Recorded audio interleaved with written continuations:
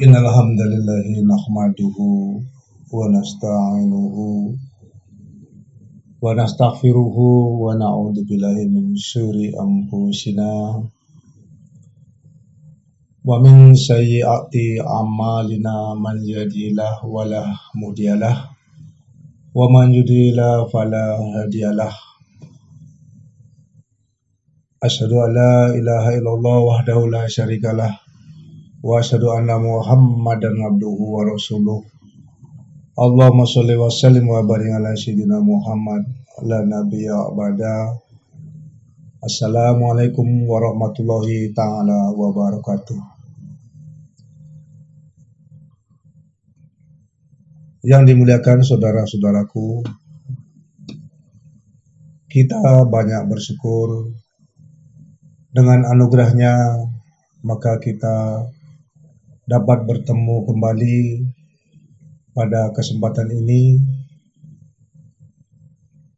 Kenapa kita berterima kasih kepada Allah? Karena anugerah tersebutlah maka kita dapat berjumpa dan bertemu dalam rangka kita memberikan kemudian masukan-masukan dan membicarakan tentang bagaimana kita bertauhid kepada Allah yang tidak jemu-jemunya. Saya menyampaikan di kesempatan yang lain maupun yang akan datang, bagaimana agar ketakwaan kita meningkat. Salawat dan salam kehadapan ikutan kita Muhammad Rasulullah Sallallahu Alaihi Wasallam yang telah mengeluarkan umatnya daripada kegelapan kepada yang terang benderang. Bismillahirrahmanirrahim.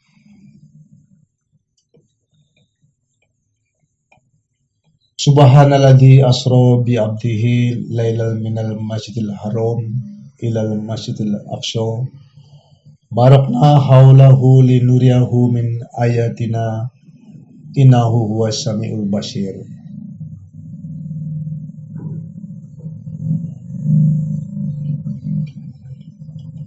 Bismillahirrahmanirrahim. Wa ma arsalna mir rasuli illa bilisani qaumi liyubayyana lahum. Bahwa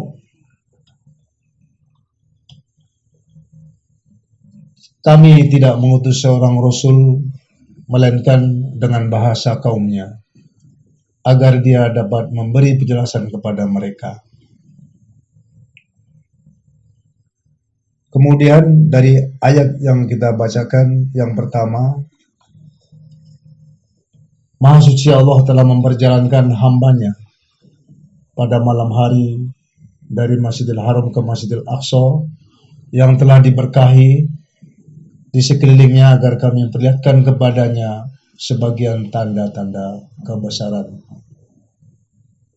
Sesungguhnya dia maha mendengar lagi maha melihat. Dari penjelasan tersebut akan kita memaknai bahwa sesungguhnya ayat tersebut turun ketika di bulan Sya'ban. Kemudian bahwa dalam peristiwa itu baginda Muhammad Rasulullah Sallallahu Alaihi Wasallam ketika malam itu beliau menolak bahwasanya beliau ada di Masjidil Haram bersama pamannya Hamzah dan keponakannya Ja'far. Kemudian di malam itu juga baginda Muhammad Rasulullah Sallallahu Alaihi Wasallam ada di istri keduanya, dan ini menunjukkan bahwa sesungguhnya pengetahuan yang didapat dari ayat tersebut kita harus menyikapi dengan baik.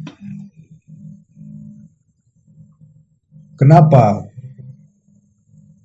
Bahwa sesungguhnya ayat tersebut itu dalam rangka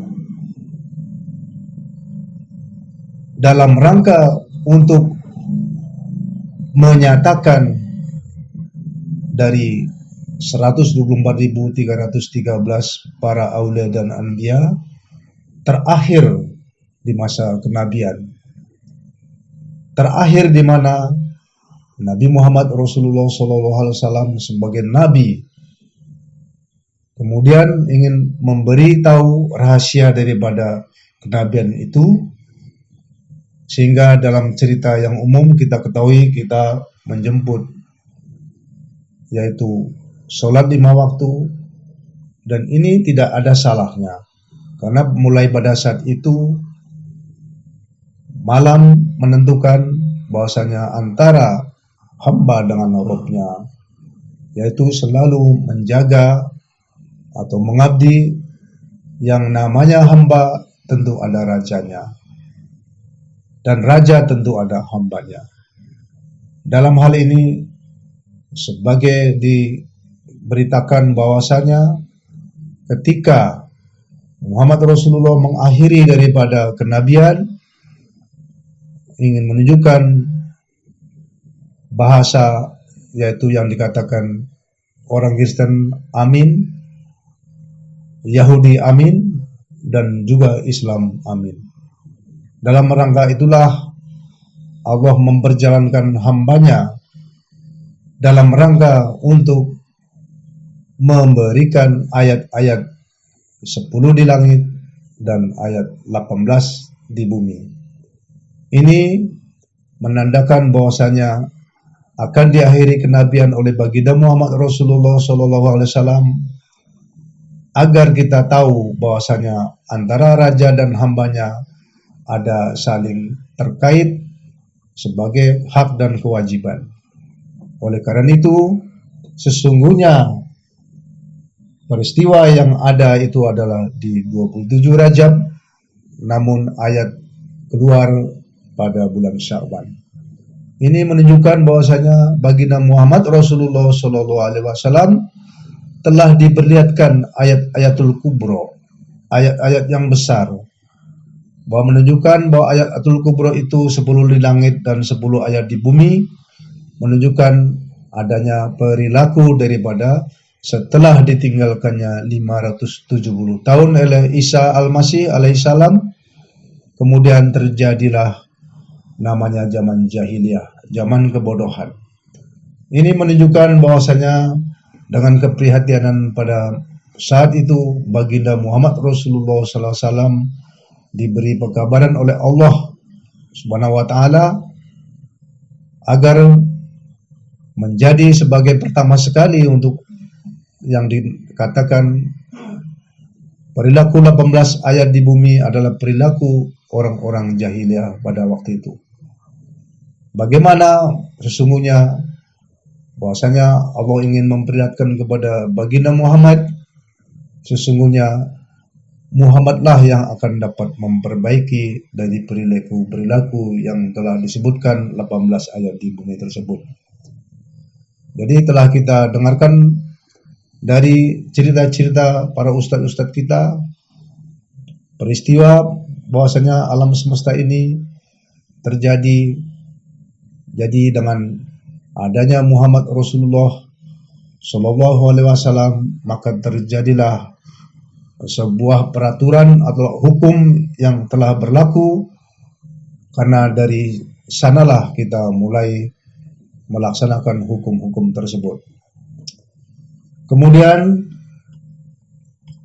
wa ma arsalna min rasuli illa bisalami qaumihi liyubayyana lahum, bahwa ketika Muhammad Rasulullah kemudian para aulia dan anbiya itu menyampaikan tentang kalam-kalam Allah itu dengan bahasa kaumnya, kita mendengar bahwasanya bahasa kaum daripada pada saat itu Muhammad Rasulullah SAW berada di kota Mekah. Ini menunjukkan bahwasanya menggunakan bahasa Arab. Kemudian bagaimana hendaknya kita berpengetahuan tentang bahasa kaumnya ini, jangan dikaitkan kepada suatu bahasa yang seolah-olah kita terlalu banyak menuntut ini, menuntut itu, karena sungguhnya bahasa kaumnya adalah agar mudah dimengerti.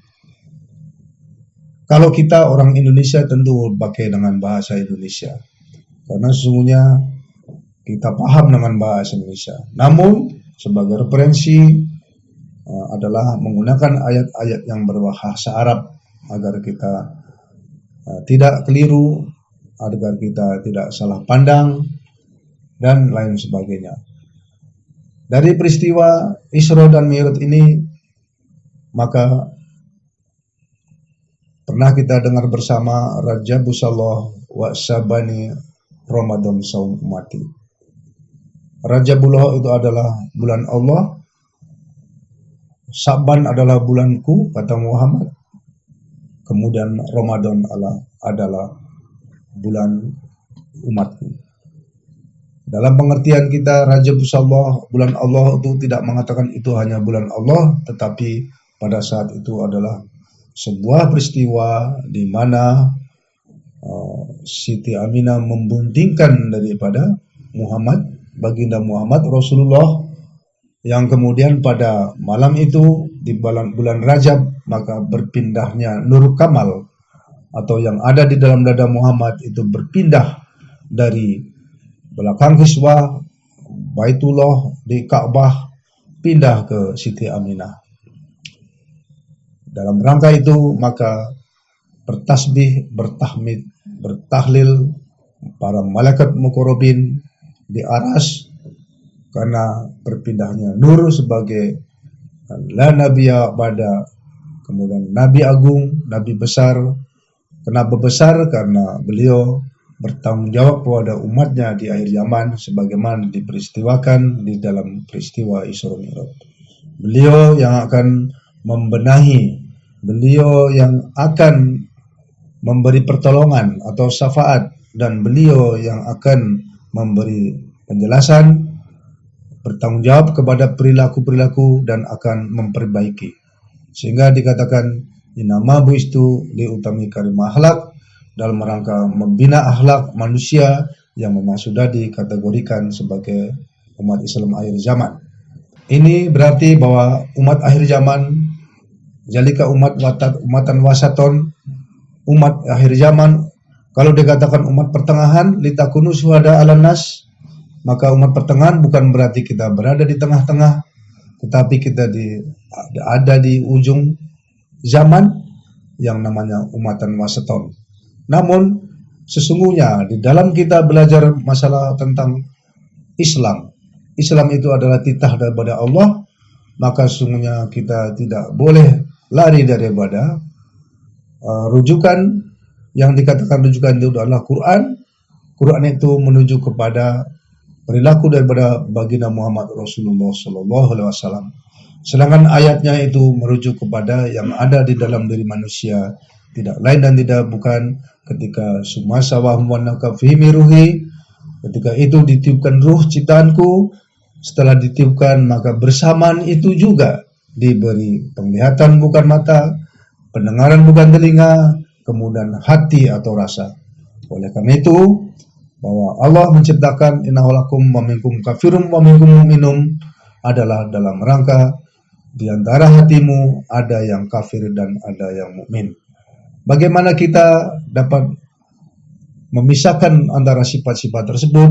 Tentu kita adanya akal, hayal, fikir dan budi.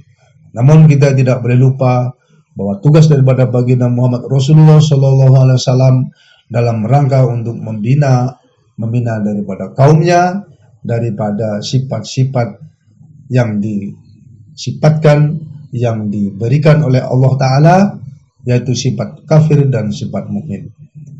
Dan perlu kita ketahui juga bahwa adanya hawa nafsu dunia setan. Hawa itu adanya angin yang masuk ke dalam rongga, kemudian adanya nafsu karena hasil daripada air menjadi tulang benak, kemudian dunia adanya daripada tanah menjadi bulu roma, kemudian adanya api menjadi setan, sehingga setan ada di dalam darah manusia.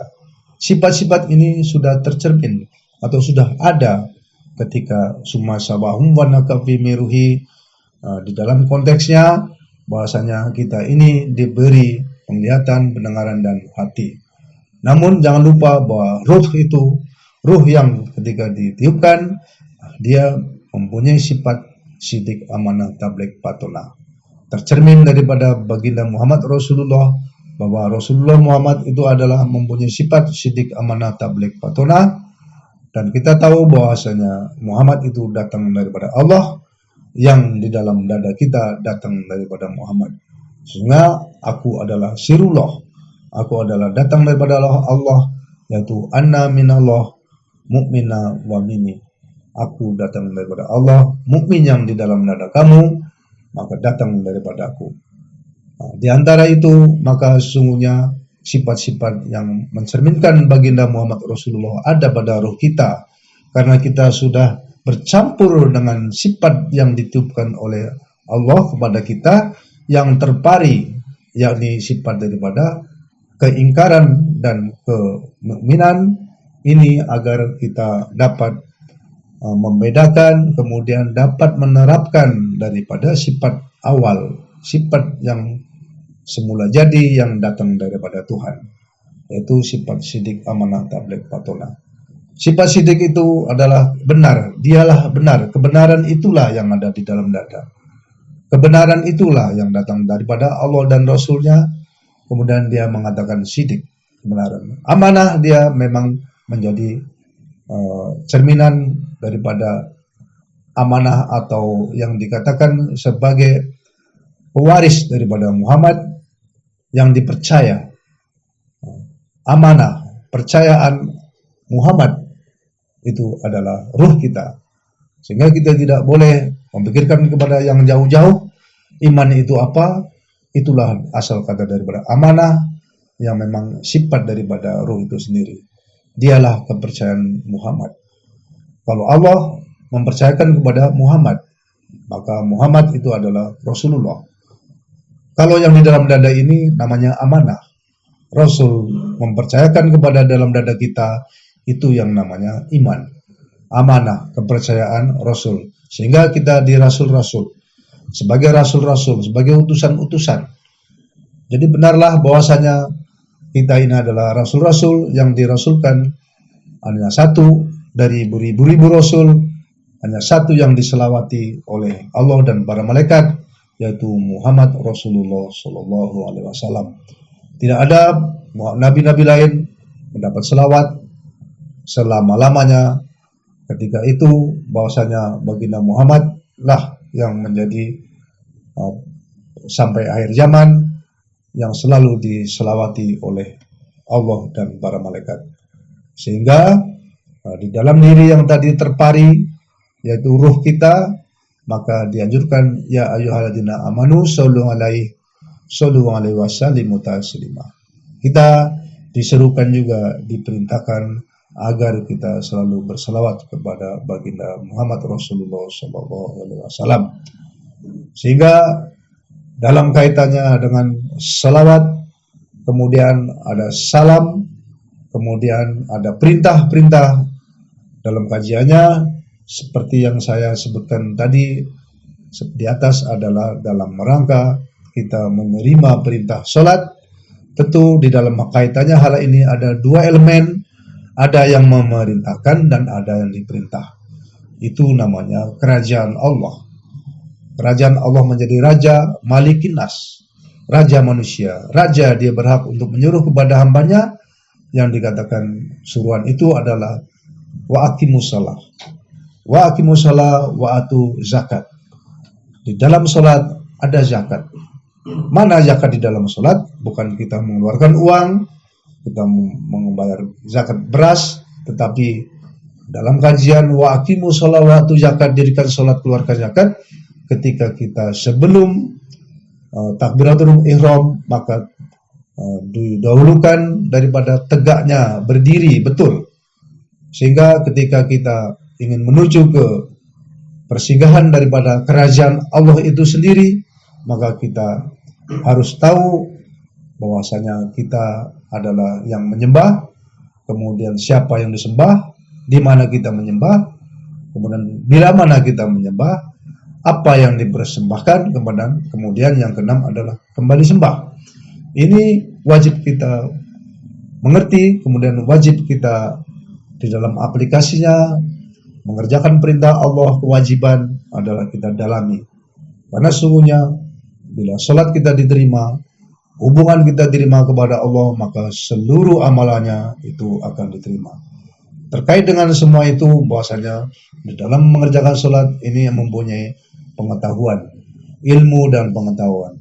Ingat, carilah ilmu sejauh sampai ke negeri Cina, dari Buayan sampai ke Liang Lahat. Sejauh itulah ilmu kita cari. Sesungguhnya Quran ini adalah senandung, bahwasanya kita ini memang disuruh mencari ke negeri Cina. Alangkah jauhnya, karena begitu jauhnya sesungguhnya tidak boleh kita jauh-jauh. Sesungguhnya bila kita mencari ilmu, ilmu itu adalah yang tahu. Mana yang tahu? Yang ada di dalam hatimu. Mana itu? Itulah yang ketika itu mendapatkan summa sawahum wa nakafihi miruh, itulah sebagai ilmu. Ilmu itu pengetahuan. Ilmu itu adalah yang tahu. Beda dengan pengetahuan. Kalau pengetahuan itu adalah hasil daripada olah fikir, hasil daripada perdebatan antara wa minkum kafirun, antara hayal, akal, budi, fikir tersebut, sehingga kita mendapatinya sebuah produk yang namanya pengetahuan. Dan ini yang wajib kita ketahui adalah ilmu terlebih dahulu.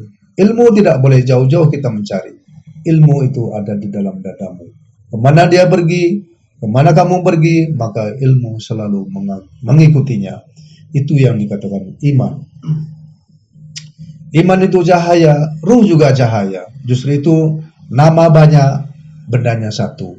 Bahwa Quran itu membicarakan bukan tentang pengetahuan yang kita di luar, namun ilmu yang di dalam dada kita sendiri.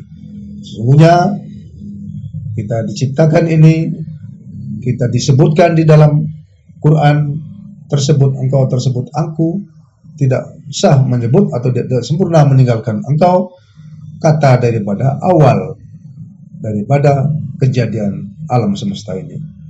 Ana minallah wal mu'minina minni. Kita mengkaji tentang bagaimana rasa, kita mengkaji bagaimana diri. Ini sudah dituliskan di dalam Quran, jadi kita tidak boleh mencari di tempat lain, kecuali kita mencari harus pada rujukan sunnah dan Quran. Quran dan sunnah itulah yang dikatakan barang siapa yang ingin sampai kepadaku, maka dia ingin selamat. Jika ingin sampai, artinya keselamatan itu, jika engkau menjadi Islam, maka ikutlah aku dan para sahabatku. Di dalam hal ini kita sebutkan adalah Al-Quran dan Sunnah sebagai pusaka abadi. Pusaka ditinggalkan oleh baginda Muhammad Rasulullah SAW adalah Quran. Pusaka. Jadi kita mesti tahu bendanya. Kita mesti cari tahu benda itu. Quran itu adalah hati Muhammad, sementara ayat itu ada di dalam dada kita. Jadi ada terkaitan. Kan sudah dikatakan tadi bahwa ayat-ayat di dalam dada. Kitab. Dalikal kitabu la raiba fihi dalil mutakin. Kitab ini tidak diragukan. Yang mana kitab? Tentu merujuk kepada hati kita, yang mempunyai pengetahuan, yang menjadi dia ilmu, sehingga kita bertanya kepada kitabnya, ikra kitabah binafsi. Jadi maka kita ditanya untuk membaca kitabmu. Jadi kapan dibacakan? Sekarang. Jangan menunggu nanti. Karena sesungguhnya membaca kitab diri itu adalah cerminan apa yang telah diperlakukan dari kecil hingga saat ini. Hingga dewasa, itu adalah bentuk daripada ikra kitabah binafsi. Sehingga kita jangan bertanya kepada orang lain bahwasanya kitab-kitab yang mana, tentulah kitab ada di dalam dirimu. Rujukannya adalah sunnah, rujukannya adalah Quran, yaitu kepada baginda Muhammad Rasulullah SAW. Tentu di dalam surat Yasin, surat ayat 20-21, yang artinya ikutilah seorang laki-laki yang dia membawa petunjuk, yang dia tidak mengharapkan upah dan gaji. Sehingga Makna daripada ayat tersebut, surat Yasin itu mengatakan bahwasanya kita disuruh mencari seorang laki-laki yang dari ujung kota ke kota lain, dia membawa kebenaran. Kebenaran itulah yang dikatakan surat Yasin. Hendaknya kita harus mencari di akhir zaman ini, di manakah orang tersebut. Apakah benar ciri-ciri orang ini sesuai dengan yang dikatakan, tidak mengharapkan upah dan gaji, karena dia terikat di dalam jalan Allah. Terikat di jalan Allah, maknanya dia selalu bersyiar, selalu memberikan oleh-oleh, yaitu petunjuk daripada Allah agar hendak keimanannya. Berharap keimanan daripada kita yang di dalam dada ini, keimanan kepada Allah Subhanahu wa taala, sehingga tujuan daripada kita beribu-ribu ayat, maka akhir daripada tujuan kita adalah jadi orang takwa. Kemudian dikatakan bahwa beribu hadis, beribu amal, beribu perbuatan kita himpun kepada satu, tergantung daripada innama a'malu bil niat.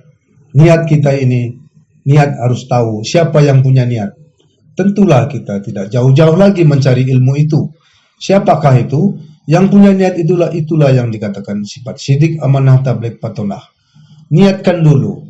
Maka ketika kita mau mempersembahkan persembahan, yaitu melaksanakan sembahyang 5 waktu, karena itu adalah perintah yang wajib kita lakukan, maka hendaknya kita lebih mengerti bahwasanya kita harus selalu menertibkan niat. Arti daripada niat ditertibkan ketika kita mau mempersembahkan kepada Allah Subhanahu wa taala, maka kita mesti ditertibkan niat, artinya sudah berdiri betulkah niat daripada kita ini. Yang punya niat itu mesti tegak lurus. Tegak lurus artinya seperti dikatakan ketika kita akan mempersembahkan kepada Allah, maka kita tidak terlepas daripada 6 pasal atau 6 aturan. Siapa yang menyembah adalah diri yang sebenarnya diri, itulah ruh. Kemudian atau dia dikatakan juga solat atau ayat dan kitab, dialah yang menyembah. Kemudian siapa yang disembah, maka Allah Ta'ala, yaitu zat yang kadim lagi bako, yang mempunyai sifat kadim, yang mempunyai sifat kekal, itulah yang kita sembah. Allah Subhanahu wa taala. Zat mengadakan sifat mengadakan nama mengadakan perbuatan. Maka kita merujuk kepada zat atau benda yang punya nama, dan nama itu akan mempunyai sifat atau perilaku. Kemudian kemana kita menyembah? Tentu kedua tempat yang tidak mensyirikatkan Allah. Mana yang tidak mensyirikatkan Allah? Itu adalah Baitullah. Innama umirtu an a'bada, bahwasanya kita terperintah di negeri itu, di surat Ibrahim, terperintah menyembah di negeri itu, artinya kita menyembah di Masjidil Haram. Masjidil Haram di situ tentu ada. Masjidil Haram itu adalah tempat sujud yang mulia. Artinya bukan masjid yang mulia, tetapi sesungguhnya Masjidil Haram itu ada yang mulia. Itulah yang hendak kita capai, yang hendak kita mau cari ketika kita mempersembahkan atau ketika kita melaksanakan sholat. Kemudian disitulah kita yang namakan kita menyembah, itu yang dikatakan makom tauhid. Kemudian apa yang dipersembahkan? Yang dipersembahkan bagi kita adalah rukun yang 13. Rukun 13 perbuatan daripada bad anasir, yaitu perbuatan daripada jasmani. Sementara as-sholatu li sasiwai, yang sholat itu adalah daripadaku, yang padamu itu adalah gaib. Artinya dia tidak kelihatan. Mana yang sholat itu? Itulah daripadaku. Sholat itu daripadaku, tentu yang berhubungan aku yang di dalam diri tadi kepada yang punya aku, yang datang mengawali anna minallah wal mu'minina minni, sesungguhnya aku datang daripada Allah, itu kata Muhammad. Sementara Muhammad datang daripada Allah, kita ruh tadi, kepercayaan Allah adalah datang daripada Muhammad. Itu yang hendak kita hadapi. Kemudian di mana kita menyembah? Sudah tentu di Masjidil Haram. Kemudian kemana kita kembali sembah? Maka kembali sembah adalah kepada wujud kita dan bako. Wujud kitab dan bako itu Allah ada sifat pada Muhammad, Muhammad wajibnya pada kita. Sehingga Allah mempunyai sifat ada pada Muhammad yang wajibnya pada ruh kita. Ini mengartikan bahwasanya ada hubungan antara Allah, Muhammad dan ruh kita. Yang terakhir adalah bila mana menyembah, tentu ketika kita menyembah bila mana waktu masuk 5 waktu, yaitu salat zuhur, asar, maghrib, isya dan subuh. Nah, ini terkait dengan semua itu, mari kita sama-sama kita perdalam, kita mengetahui, kita jangan banyak bertanya, semakin bertanya semakin tidak tahu. Tetapi kita renungkan bahwa sesungguhnya Quran itu adalah menuju kepada perbuatan hati kita. Bahwa Quran itu menerangkan adalah tidak kepada yang di luar daripada diri kita. Quran menerangkan ada di dalam diri kita. Kemudian maka di dalam surat Al-Baqarah, atamuruna nas bil birri wa tansawna anfusakum lunatatlul kitab afala taqilun. Sesungguhnya bagaimana hendak kamu menyuruh kebaikan kepada orang lain sementara diri kamu tidak kamu ketahui. Diri yang mana? Itu diri ilmu tadi. Ilmu tidak tahu, iman tidak tahu, sungguh celakalah. Bahwasanya ketika kita menjalankan sholat kita tidak tahu, menyebut nama tapi yang punya nama tidak tahu, maka celakalah. Kemudian kita menyembah juga kita tidak tahu di mana menyembah, kemudian bertemu dengan siapa kita di tempat menyembah juga kita tidak tahu, maka sungguhnya wailul, sungguhnya celakalah orang yang sholatnya tidak di sisi, orang yang sholatnya tidak di sisi baitku, ketika sholatnya di luar Masjidil Haram, ketika tidak di Baitullah, ketika dia tidak di Ka'bah, maka sungguhnya dia hanya bersiul-siul saja. Maka itu mari kita koreksi kepada diri kita masing-masing agar bahwa sungguhnya inna sholatan anil fahsya wal munkar dapat tercapai, karena kita tahu perbuatan keji dan mungkar itu bukan daripada orang lain tetapi ada di dalam diri kita. Kenapa di dalam diri kita terus? Karena memang Allah sudah meniupkan daripada sifat kafir dan sifat mukmin tadi agar kita selalu jangan sampai kita bersekutu yang kepada kekafiran. Jadi kita mengartikan bukan kepada benda yang di luar, tetapi kekafiran ini ada di dalam diri tadi. Bagaimana sifat yang sidik amanata black patona tadi tidak tereliminasi, tidak bersekutu dengan sifat-sifat yang dinamakan sifat ingkar tadi. Oleh karena itu disebutkan sesungguhnya innal insana rabbihi lakanut. Apa maknanya? Bahwa manusia itu adalah ingkar kepada Tuhannya. Tentu kita harus paham mana yang ingkar, itulah yang datang daripada kedua orang tua kita, sebangsa hawa nafsu dunia setan, sifatnya iri, tamak, loba, hasud, pinah, patah, melintasan, pandang kerendahan, dan itu hendaknya tidak boleh mempengaruhi daripada sifat sidik amanata black patona atau sifat ruh tadi, agar kita menjadi insanul kamil, insan yang memang bermartabat menuju kepada manusia yang takwa. Semua inna akramakum indallahi atqakum. Sebagai manusia yang mulia adalah karena ketakwanya. Apa ketakwaan itu? Jalika fama zuazim fa'in syarullah fa'innaha min taqwa qulub. Sesungguhnya orang takwa itu ketika bersiar hanya melihat hatinya yang takwa kepada Allah.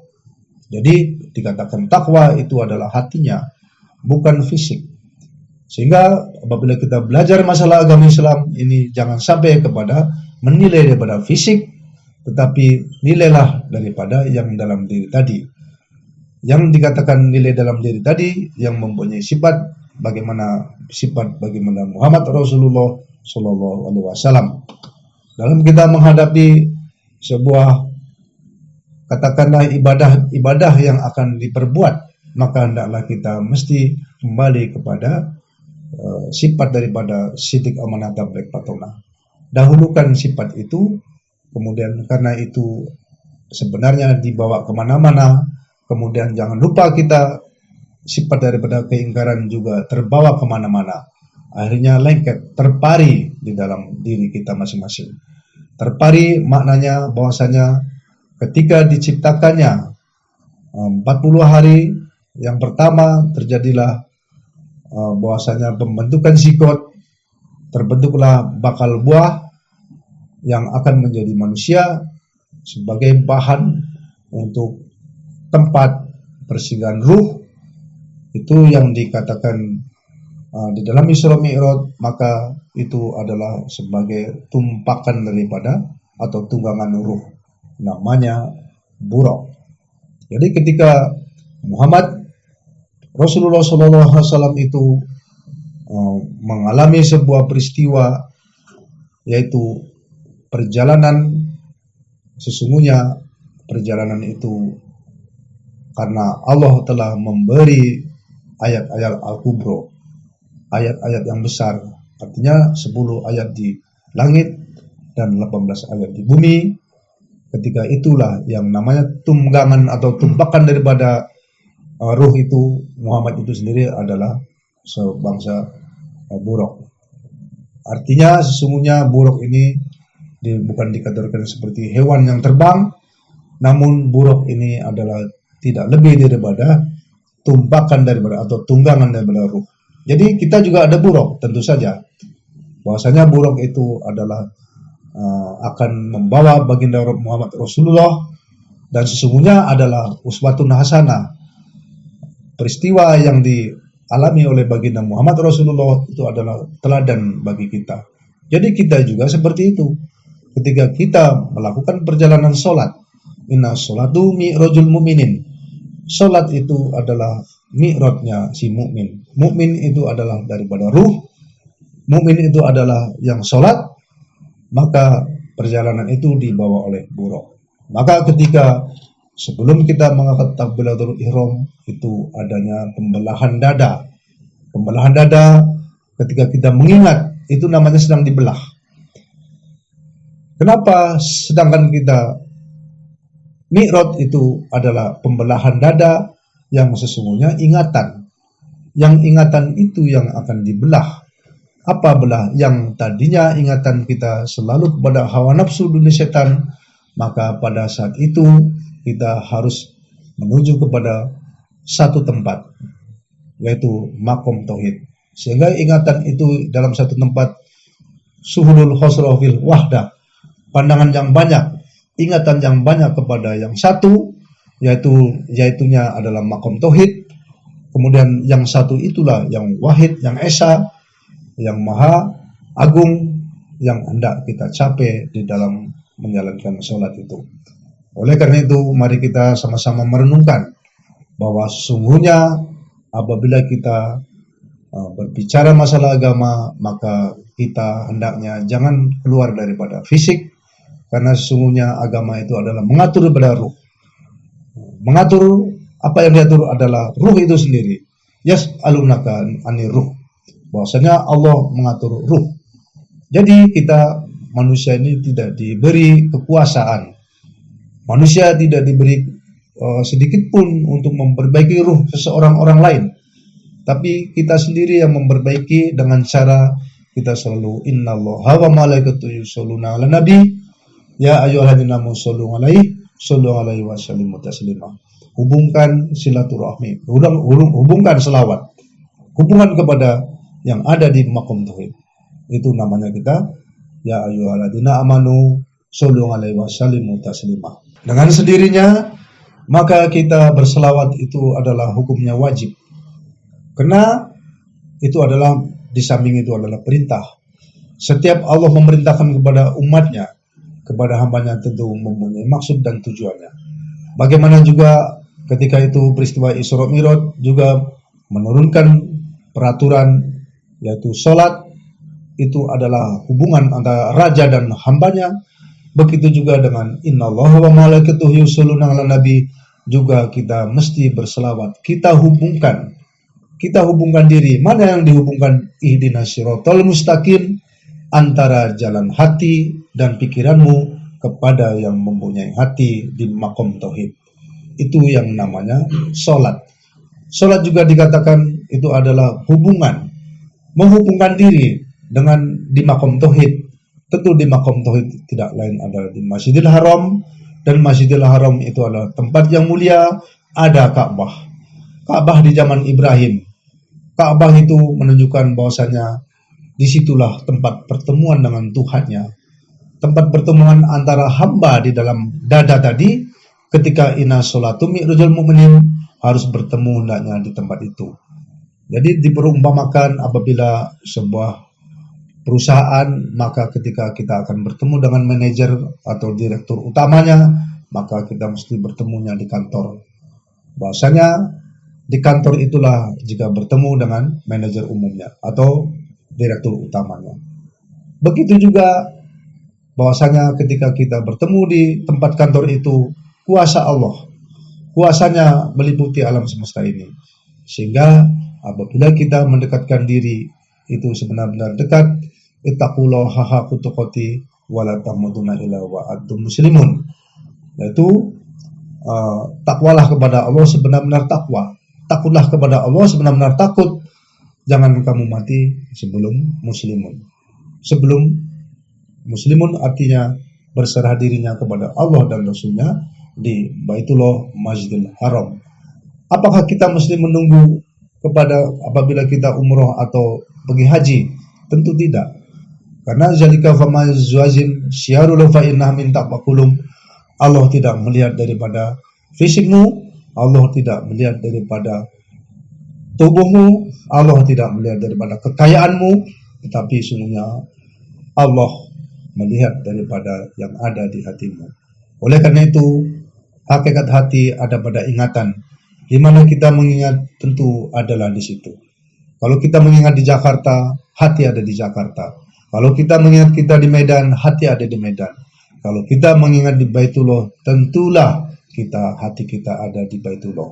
Oleh karena itu, kita gunakan di dalam satu hari 5 kali untuk selalu menghubungkan diri di Masjidil Haram agar kita menjadi orang yang selalu didengar oleh Tuhan, sehingga kita selalu mendapatkan syafaat daripada Muhammad, karena tidak dengan syafaat maka tidak sampai kepada Tuhannya. Jadi oleh karena pentingnya ketika tersebut engkau, tersebut aku oleh orang, tersebut engkau, tidak sempurna, tidak menyebut kamu, tidak menyebut engkau tidak sempurna. Artinya jika kita bersyahadat, jika kita melaksanakan ucapan kalimat tauhid, asyhadu alla ilaha illallah wa asyhadu anna muhammadar rasulullah, maka tidak sempurna jika hanya asyhadu alla ilaha illallah saja. Sehingga sungguhnya barang siapa yang kita langsung kepada Allah, maka kita menjadi orang yang kafir. Tetapi sungguhnya kul in kuntum tuhibbunallah yubihkumullah fattabi'uni yubihkumullah waghfir lakum dzunubakum innahu wal ghafurur rahim. Katakanlah hai Muhammad, sesungguhnya jika kamu kasih Allah, sesungguhnya kamu sayang kepada Allah, maka ikutlah aku. Maka sesungguhnya Allah baru mengampuni dosa-dosamu. Allah mengampuni dosa-dosamu karena kita mendekat kepada Muhammad Rasulullah. Kita mendekat dulu, mendekat kepada Muhammad Rasulullah, maka baru Allah mengampuni dosa-dosa kita. Baik dosa zahir, baik dosa batin, besar maupun kecil. Maka sesungguhnya jika kita bagaimana tahu cara untuk meminta ampun, seperti dikatakan tadi, kul in kuntum tuhibbunallah, maka sesungguhnya jika kita memang sesuai dengan jalan ceritanya, apabila kita minta ampun kepada Allah, maka di hadapan Muhammad, barang siapa yang menganiaya diri, maka datang kepada Rasul, datang minta ampun kepada Allah. Kita datang dulu kepada Rasul. Bagaimana? Kita tentu sudah diberi kabar bahwa di akhir zaman, bila bertemu dengan Tuhannya, sesungguhnya Ibrahim telah membuat tempat sebagai pertemuan. Itulah maqam tauhid. Sehingga kita tidak boleh meninggalkan. Adanya maqam tauhid itulah maqam yang adanya Ka'bah, adanya Baitullah, maka kita wajib berhakikat. Karena Allah tidak melihat daripada fisikmu, Allah tidak melihat daripada rupamu, karena yang dia lihat itu adalah hati. Hakikat hati ada pada ingatan. Itu maknanya bahwa ingatan kita, bagaimana kita ingatan agar kita menjadi orang-orang yang selalu membersihkan, kemudian mendirikan sholat. Itulah orang yang beruntung. Jadi orang yang beruntung adalah orang yang selalu membersihkan, kemudian dia mendirikan sholat. Bismillahirrahmanirrahim. Qad aflahal mu'minun innalladzina fi sholatihim khashi'un. Sesungguhnya beruntunglah orang yang di dalamnya khusyuk di dalam sholatnya. Jadi ketika kita melakukan persembahan sholat, maka beruntunglah orang yang khusyuk. Setelah kita beberapa pemahaman bagaimana kita mengunjungi ataupun kita menjalankan persembahan, menunaikan persembahan di makom tauhid, itulah hasil daripada qad aflahal mu'minun. Qad aflahal mu'minun inna sholatihim fi sholatihim khashi'un alladzina hum fi sholatihim khashi'un. Dan ini akan menjadi barometer bagi orang-orang yang memang ingin menang. Artinya, di dalam kita melakukan sebuah perjuangan, jika kita dikatakan kita menang di dalam sholatnya, maka sesungguhnya sama dengan kita menjalankan puasa Ramadan. Sesungguhnya menang dalam arti kata ini bukanlah kita menang perang daripada pemakai senjata, tetapi tidak lain di dalam hal ini adalah menang ketika kita di dalam memimpin wa minkum kafirun wa minkum mu'minun tadi dapat tercapai, sehingga inna akramahum indallahi atqakum dapat tercapai karena kita telah bisa melawan daripada hawa nafsu dunia setan yang terjadi antara sifat daripada wa minkum kafirum kemudian wa minkum mu'minun. Ini adalah sebuah pergolakan. Ini adalah sebuah perjuangan. Jadi dikatakan adanya perang daripada perang asghar atau perang besar seperti perang Badar, perang Uhud adalah tidak lain timbul daripada yang di dalam diri tadi. Adanya sifat kafir, adanya sifat mumin. Sehingga marilah kita bersama-sama sebagai orang yang ingin menjadi orang-orang yang takwa, karena tujuan daripada beribu-ribu ayat, beribu-ribu hadis kita adalah dalam rangka untuk mencapai takwa kita kepada Allah Subhanahu wa taala. Mungkin dari uraian tersebut dapat kita tarik kesimpulan bahwa mari kita bersama-sama melakukan hal yang memang diperintahkan oleh Allah dan Rasulullah, sebagaimana momen daripada kenabian akhir zaman, kenabian baginda Muhammad Rasulullah SAW ketika di dalam peristiwa Isra dan Mi'raj. Mungkin dapat kita terangkan bahwasanya carilah seorang laki-laki dari ujung kota ke kota lain yang dia mendapat petunjuk, maka bukalah pintu dia, berilah dia peluang, karena dia tidak mengharapkan upah dan gaji. Ini sebagai ciri daripada orang-orang yang ingin menyampaikan kebenaran di akhir zaman, sehingga kita tidak lupa dan kita tidak terpleset ataupun kita tidak melenceng daripada perintah Allah dan Rasulnya, karena kita hendak mencapai kepada yang dikatakan manusia yang takwa, manusia yang di dalam hatinya selalu memperoleh petunjuk daripada Allah dan Rasulnya, sehingga kita tidak boleh lagi bertanya kepada, artinya bukan kepada ahlinya, tetapi yang membimbing kita, yang membimbing hati kita adalah baginda Muhammad Rasulullah SAW. Dan nanti akan kita jabarkan lebih lanjut, karena sesungguhnya kita selalu berusaha untuk mencari ilmu ada di dalam hati, namun pengetahuan tidak di dalam hati. Pengetahuan itu adalah produk daripada yang ada di dalam hati, sehingga kita jangan sampai terpleset olehnya. Demikian saja yang dapat kami sampaikan pada kesempatan hari ini. Mudah-mudahan dapat bermanfaat Jika ada pertanyaan, silakan share di bawah ini. Kemudian nanti pasti akan saya jawab, tentu dengan sesuai dengan Quran dan hadis.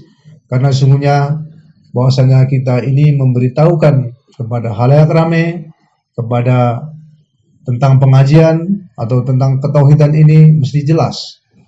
Kemudian rujukan-rujukan daripada Quran atau sunnahnya, maka kita wajib kita tahu. Namun tidak lebih daripada itu, kita adalah orang-orang yang berharap selalu mendapat petunjuk daripada Allah dan Rasulnya. Wabillahi taufiq wal hidayah. Assalamualaikum warahmatullahi wabarakatuh.